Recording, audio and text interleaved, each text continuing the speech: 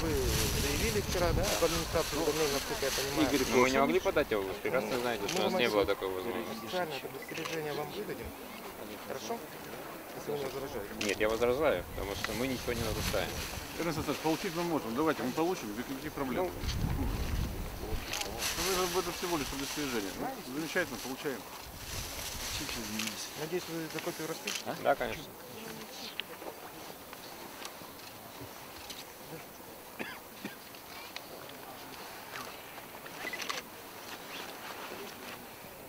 Звонил Наружно. Ты очень обижена.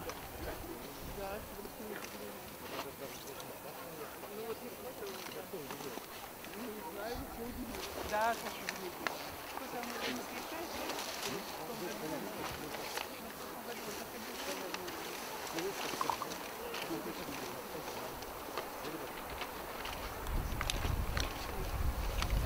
Понятно, сложно предугадать политическое убийство такого уровня.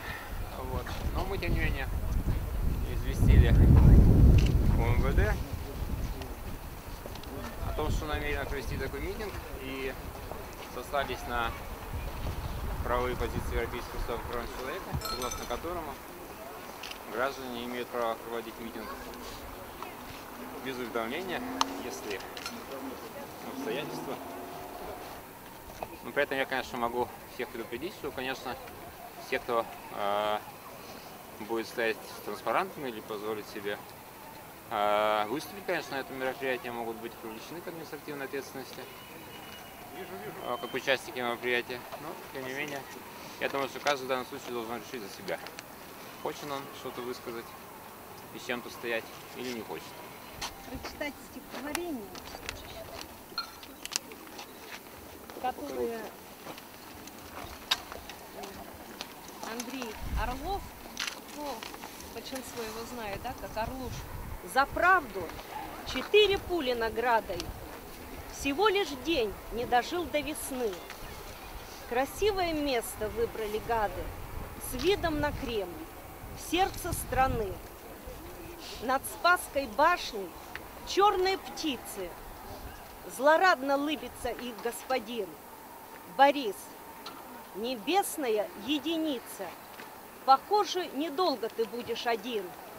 Всегда улыбался, хотел быть первым, готовил какой-то новый сюрприз.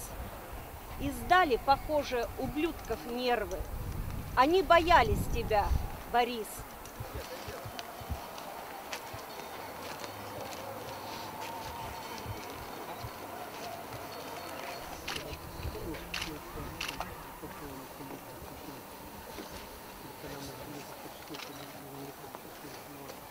Я имела счастье пообщаться с Борисом Немцовым в 2013 году, когда мы от 7 на 7 ездили в Киров. Это было чуть меньше 2 лет тому назад. У меня такое, видимо, несколько предвзятое отношение к политикам, поэтому как-то я допускала мысль, что он приехал вот поддержать Навального тогда в Киров, там, возможно, ради какого-то самопиара. Но увидев этого человека вживую, послушав, что он говорит, я поняла, по крайней мере, я поверила и верю в это до сих пор, что он был искренен и в своих словах, и в действиях, и поступках. Не знаю, как вообще по жизни, хотя говорят, вот я вчера очень много о нем читала, что он и по жизни был такой. Но вот когда я увидела вживую, вот есть такие вещи, вот искренность ее ничем не спрячешь, ее никуда не денешь, не засунешь, она если есть, то есть. Это был действительно очень искренний человек, и когда и видно было, как он действительно переживал тогда. Вчера, когда утром я узнала о том, что случилось, первая моя мысль была такая, я ее сразу там сказала своим семейным, что это из-за того, что ужасно накручивают агрессию, страшно. Ее столько из СМИ лезет, что это просто как-то даже невыносимо.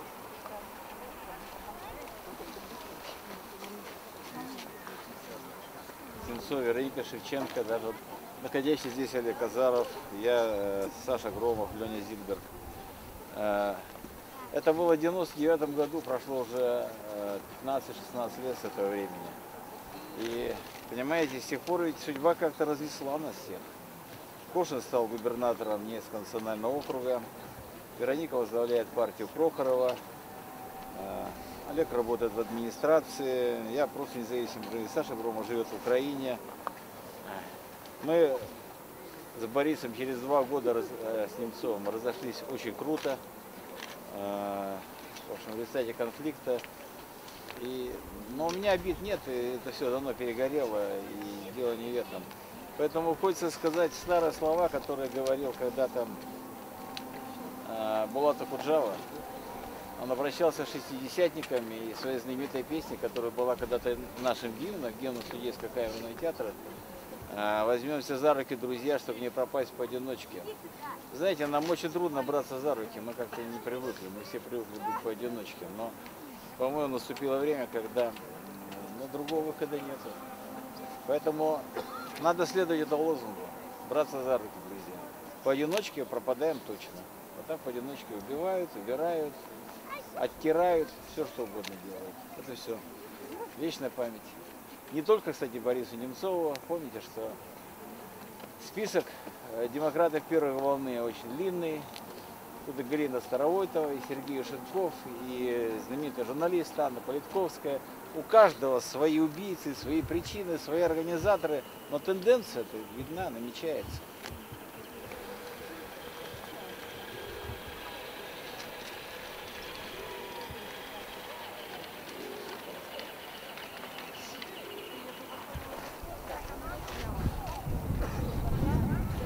Я думаю, что семейные и близкие должны заботиться, наверное, о посмертной участи господина Немцова, а мы, прежде всего, должны защищать те идеалы, ради которых он умер. В том числе идеалы основополагающий, наверное, идеал демократического общества – это свобода собраний. Вчера верно заметили, что вот сейчас через несколько минут в Москве должен начаться марш «Весна» оппозиционный, и первоначально власти согласовали его в Марьино. Но фактически наш соотечественник, погибший своей смертью, фактически позволил людям собраться не в Марьино, в спальном районе, а в центре Москвы, там, где его убили. И именно благодаря его смерти впервые за несколько лет мы здесь проводим митинг. И нас никто не разгоняет. Потому что власти, несомненно, боятся те 15% населения, которые не одобряют политику вот этого кремлевского, скажем так, старца уже, наверное. Потому что, конечно, человеку уже давно пора на покой, а он, тем не менее, как цепляется за эту власть и хочет, наверное, умереть в статусе президента. И я полагаю, я могу вполне допустить, наблюдая за ситуацией в стране, что он, по крайней мере, безусловно заинтересован в вчерашнем убийстве, чтобы запугать те 15%, которые не одобряют его политику. Поэтому я призываю всех собравшихся, конечно, помянуть господина Немцова, усопшего приватно, в своей душе, а в своей гражданской деятельности все-таки отстаивать демократические идеалы, ради которых он погиб.